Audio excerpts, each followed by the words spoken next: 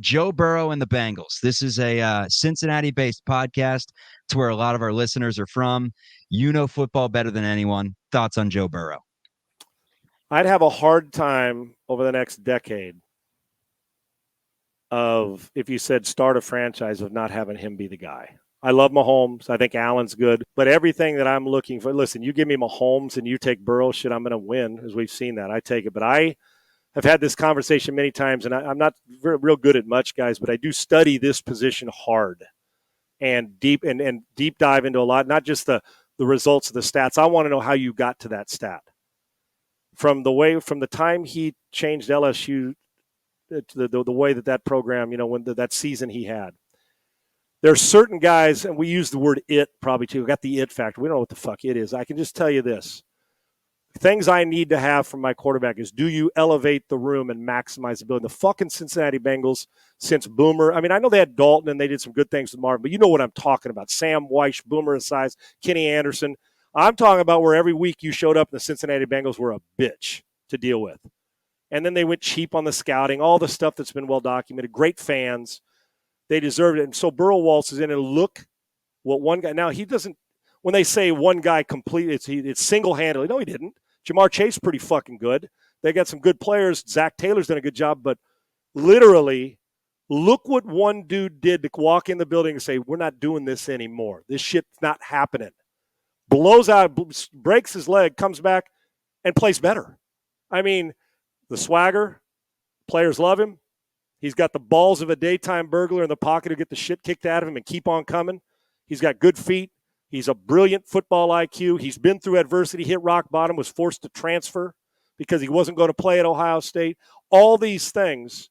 So if Joe Burrow, one Super Bowl will not be his only one. I think Joe Burrow is special. Whatever he's got, we should want.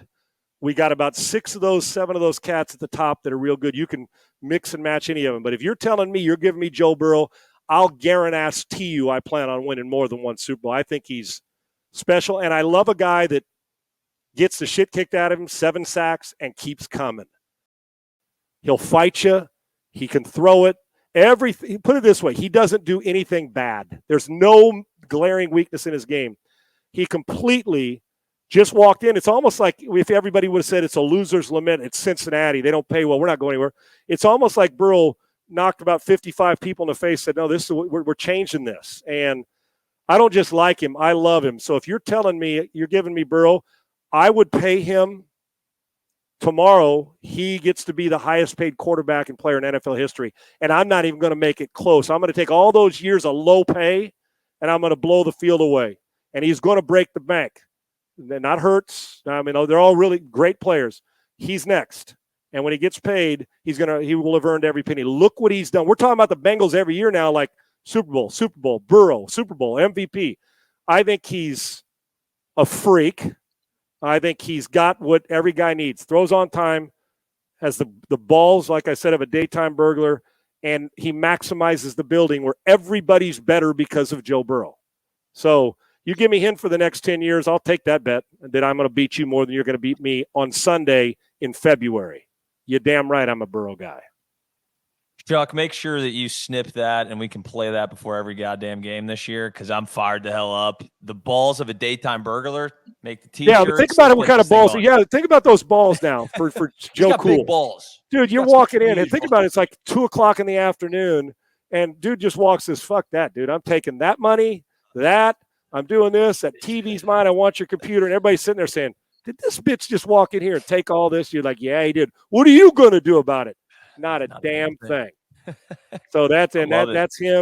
And he can, the guy, and you know what? He doesn't take it for granted. That's another thing. He's not caught. He still wants to grind and win. He's that guy who, like Brady, and the reason I say it, and I said before he came out of LSU, I said, I haven't seen a guy in a long time be able to manipulate, and he's a great pocket presence. Phenomenal. And the last guy I saw that good in that area, I'm not saying he's Brady. People say, he's not Brady yet. Who is? But the pocket, in that hula hoop in the pocket. Nobody moves, sidestep, reset, and throw. Brady was the guy. Burrow is the closest thing we got to him. And Brady maximized the building. Burrow does the same thing. We got a handful of guys that do it. But Joe is the closest thing we got to a guy who you say, well, how good can he be? Well, you keep giving him players and keep paying players and keeping them happy. The Cincinnati Bengals have the best quarterback in Cincinnati history, and that's saying something with Kenny Anderson and Boomer Esiason, who are both good. Burrow's going to run by all of it, and he's going to break the bank, and he should.